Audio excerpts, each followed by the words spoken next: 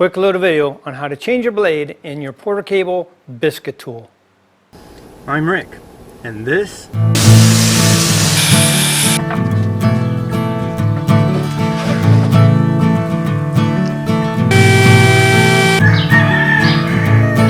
shut the heck up, you stinking roosters.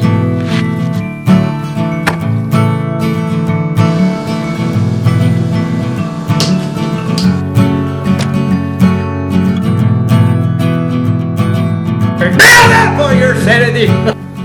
This is the shack. Hey everybody, welcome. Hey, if you're new to the channel or if this is your first time stopping by, seriously thank you so much for taking some of your valuable time out to view. So in this video, we're going to go over the steps to change out the blade. Now, either you're going to change out the existing blade, the larger blade that you use on your 10s and 20 biscuits, or a couple extra steps you need to do to switch out and go to the smaller blade for the double Fs. I am not using it for that at the moment. I actually am going to use it for something else, and we'll talk about that a little bit later in the video. So for now, let's just dive into it, and we're going to go through these steps very quickly. Whether you're going to just replace your current blade or you're going to insert the smaller blade for the smaller biscuits, double Fs and such, the basic method will work. So what we're going to flip your biscuit tool over. Underneath you're going to see this plate. You have 4 screws here, and you see that they're slotted. So you don't take the screws out, you basically just loosen them up and this plate will slide off.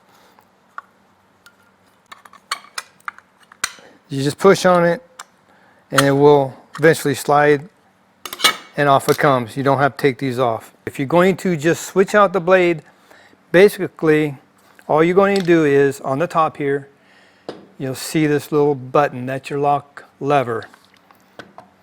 So your tool should have came with the Allen wrench. I don't know if I put this in or not, but it's been a while now. Put this in here, spin it around, and it'll lock. Push that lock lever in until it locks in. Now unloosen this.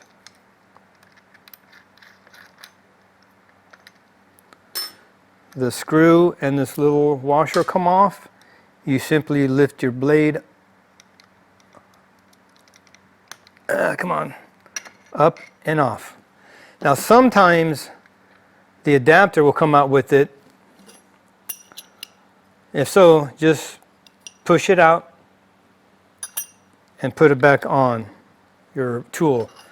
Now if you're going to switch out the blade, just remember, look for the arrow. It goes in this direction. Right here there's an arrow that points that direction, so the motion of the blade goes this way, counterclockwise. So if you put the blade on this way, spin it towards counterclockwise, you'll see that it won't cut. Flip the blade over, you spin it counterclockwise, you'll see now that's in the cutting position. In my case, I'm switching out because I'm going to put the smaller blade on because I have a use for this. Now, in the comment section below, please, if you have another use for your tool other than biscuit joinery, I'd like to hear how some of you have used it. In this case, I use this blade for not only the smaller biscuit, but for slots for locking mechanisms. I did a build on the military display cabinet. They wanted locks on the doors. So once I put the lock on, I put the locking lever on there, marked on the face frame where that lock was going to hit. I adjusted the height on my biscuit tool to match that. Once I had that set, all I did was plunge it in all of the areas that I was putting the locks on, and it worked just fine. So that's another use I use mine for locks. So now you have your tool, your blade on there, the smaller one. If you're putting your regular blade on, just replace the blade. Basically you do this, you put the screw back in with the washer, plunge in for the lock lever till it locks right there, and snug it. If you're putting the regular size blade on, basically put your plate on, tighten up, and you're done. Now that I have the smaller blade on, there are a couple of things we have to do. We have to change the settings on this to allow this small blade to work. So what you're going to do on the settings you have over here, you can turn this around for your max for 10, 20s, your zeros, your S, Ds, and double Fs. I set this for the double F. It's on the little mark, it says double F. That will allow the plunger to go deeper. And we need that in order for this to work. Now, flip it over. You're going to plunge this down. You see, it doesn't come out because it's not going deep enough. So we're going to have to change this little arm here. Basically, what you're going to do, press it down until it stops. You're going to back off just a little bit, lift this up, and you'll see there's a hole right there. You're going to swivel that around, put in the hole. It's not pushed in all the way. Hold it down, continue your plunge forward, and come back. That locks it in. So now, blade won't hit this lever, and when you plunge it, it's coming out now.